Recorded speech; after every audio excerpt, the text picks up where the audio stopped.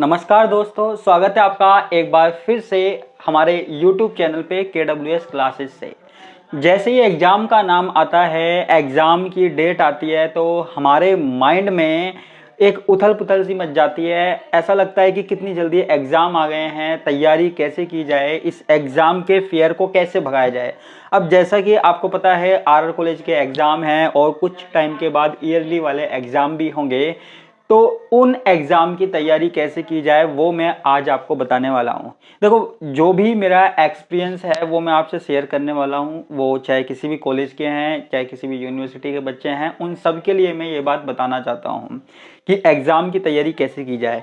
शायद इतनी डिटेल में आपको किसी ने नहीं बताया होगा कि बीएससी की तैयारी कैसे की जाए। ये वीडियो उन लोगों के लिए भी सही साबित होने वाली है जो अभी तक किसी कंपटीशन एग्ज़ाम की तैयारी कर रहे थे और अब उनको पता लगा है कि अब एग्ज़ाम आने वाले हैं, अब इस टाइम होंगे, इस मंथ में होंगे, तो उनके लिए भी ये वीडियो सही होने वाली है। तो सबसे पहली बात आती है कि एग्ज़ाम की तैयारी कैसे करें, कितने दिन पहले स्टार्ट करें या कितना पढ़ना है हमको एग्ज़ाम के लिए, वो मैं आपको बताने वाला हूँ। तो मेनली हम बात करने वाले हैं बीएससी की, लेकिन और भी कोई ग्रेजुएशन वाला है, बीए वाला है, बीकॉम वाला है, वो भी ये वीडियो देख सकता है। सबसे पहले आप ये देखिए कि आपके पास कितने सब्जेक्ट हैं, उन सब्जेक्ट के अंदर कितने पेपर हैं। मान लीजिए आप बीएससी कर रहे हैं, बीएससी फर्स्ट ईयर में है, सेकंड ईयर में है, थर्ड ईयर में है, किसी भी ईयर में है आप, तो टेंशन मत लीजिए। एग्जाम से क्या डर जब लोकेश सर है इधर, ये मैंने पहले लिख दिया है। अब मान लीजिए आप फर्स्ट ईयर में है, सेकंड ईयर में है, थर्ड ईयर में है। सबसे पहले आप देखिए सिलेबस आपके पास कितना है, आपके पास सिलेबस कितना है। अब जैसे मान लीजिए आप first year, second year, third year में है। अब आपके पास मान लीजिए फिजिक्स, केमिस्ट्री, मैथ है, या फिर हो सकता है आपके पास केमिस्ट्री, बॉटनी, जूलॉजी हो। अगर आप बायो से हैं तो आपके पास केमिस्ट्री, बॉटनी, जूलॉजी होगी, और मैथ से है तो फिजिक्स, केमिस्ट्री, मैथ होगी। देखो, ये वीडियो राजस्थान यूनिवर्सिटी के स्टूडेंट्स के लिए, भर्तृहरि यूनिवर्सिटी के स्टूडेंट्स के लिए, RR कॉलेज के लिए और MDS यूनिवर्सिटी के लिए, राजस्थान की या इंडिया की कोई सी भी यूनिवर्सिटी है, सबके लिए वीडियो सही होने वाली है। ध्यान से देखिएगा। सबसे पहले आप देखिए आपका सिलेबस कितना है। जैसे आप मान लीजिए PCM से है तो मेनली मैं बात करने वाला हूँ केमिस्ट्री की। अब मान लीजिए केमिस्ट्री में आपके पास 3 पेपर हैं। एक तो है इनऑर्गेनिक केमिस्ट्री, एक है ऑर्गेनिक केमिस्ट्री और एक है फिजिकल केमिस्ट्री। अब यहाँ पे देखिए तीनों केमिस्ट्री की बात हम कर रहे हैं।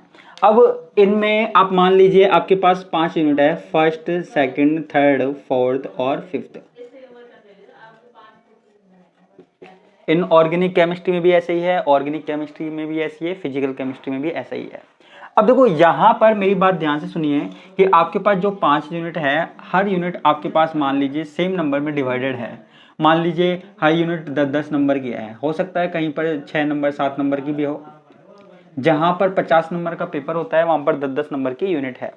अब यहाँ पर एक यूनिट जो होती है ना, उसमें से 2 क्वेश्चन आते हैं, सबको पता है 2 क्वेश्चन आते हैं। अब आपको अगर ये पता लग जाए कि उस यूनिट में से एक भाग में से ये क्वेश्चन आता है, दूसरे भाग में से ये क्वेश्चन आता है।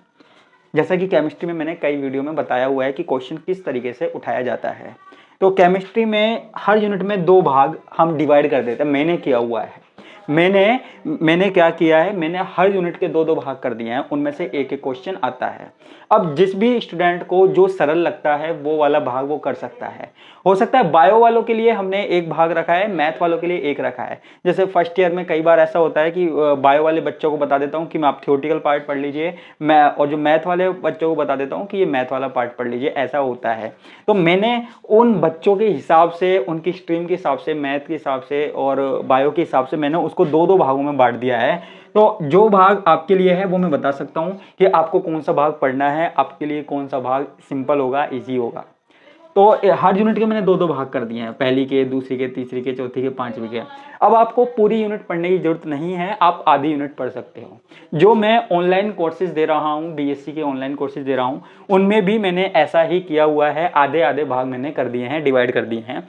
और उनमें से जो बायो वाले स्टूडेंट है, ये देखिए जो बायो वाले स्टूडेंट हैं उनको तो मैं बायो के हिसाब से देता हूँ, और जो मैथ वाले स्टूडेंट है उनको मैथ के हिसाब से कोर्स प्रोवाइड कराता हूँ। वैसे तो सारा सिलेबस आपको मिल जाएगा, लेकिन मैं उनके हिसाब से ही उनको दे रहा हूँ वीडियो। तो कितना बढ़िया होगा। ऐसे ही ऑर्गेनिक केमिस्ट्री में, ऐसे ही फिजिकल केमिस्ट्री में।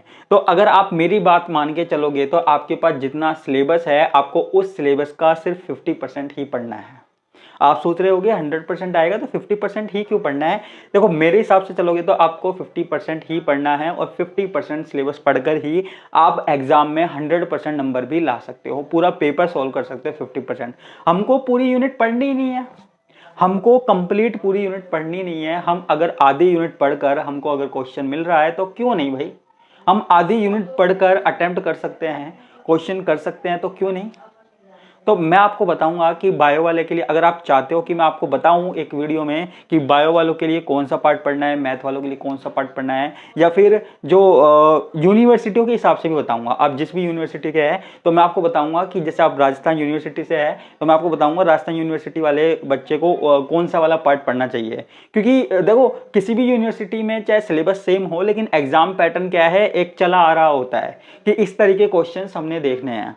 अगर आप 5-7 साल के क्वेश्चन पेपर उठा के देखोगे तो आपको पता लग जाएगा कि किस तरीके से क्वेश्चंस पुटअप किए जा रहे हैं। तो मैंने आपको पता ही है कम से कम 10-15 साल तक के पेपरों को उठा के देखा हुआ है और मुझे ये पता है कि क्वेश्चन किस तरीके से पुटअप किए जाते हैं। तो आप जिस भी यूनिवर्सिटी से हो आप कमेंट बॉक्स में जरूर बताना, मैं आपको उसी यूनिवर्सिटी का क्वेश्चन बताऊंगा कि आपको कौन सा भाग पढ़ना है, आपके लिए कौन सा सिंपल रहेगा और इसमें से किस तरीके का क्वेश्चन आ सकता है।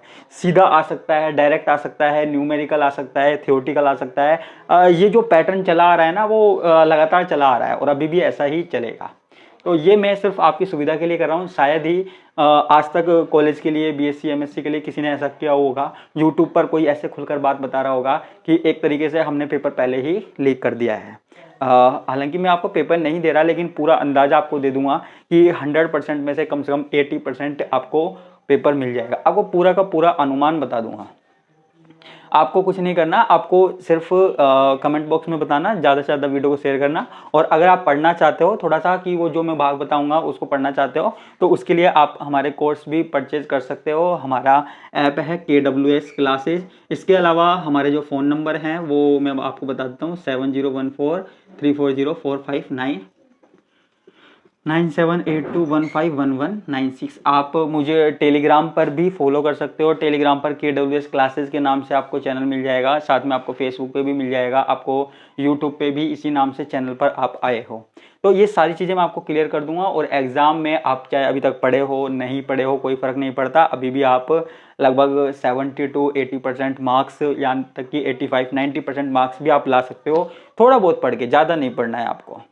तो मेरी बात ये ध्यान रखना कि आपको सबसे मेन चीज़ है कि कौन सा पार्ट पढ़ना है और कौन सा टॉपिक आपको पढ़ना है उठाकर, वो सबसे मेन चीज़ है। अगर आपने वो उठा लिया तो आपका ये लगा लीजिए कि आपका आधा काम तो हो गया। आधा काम आपको सिर्फ पढ़ने का रहेगा और आपको पूरा सिलेबस नहीं पढ़ना है, आपको केवल 50% सिलेबस मैं आपको बताऊंगा कि कैसे 50% सिलेबस में से ही आप पूरा कोर्स कर सकते हो। तो उसके लिए मैं एक स्पेशल वीडियो बनाऊंगा, अगर आप चाहते हो तो मुझे एक बार ज़रूर बताना और इस वीडियो को ज़्यादा से ज़्यादा शेयर करना। चाहे आप किसी भी यूनिवर्सिटी से हो, आपकी यूनिवर्सिटी के लिए स्पेशल वीडियो बनाऊंगा। चाहे आप RU से हो जिसके एग्ज़ाम फिलहाल में अभी होने वाले हैं, चाहे आप भर्तृहरि यूनिवर्सिटी से हो, चाहे फिर आप किसी भी कॉलेज से हो, तो आप मुझे ज़रूर बताना। तो आज के लिए इतना ही, बाकी मैं आपसे विदा लेता हूँ। धन्यवाद।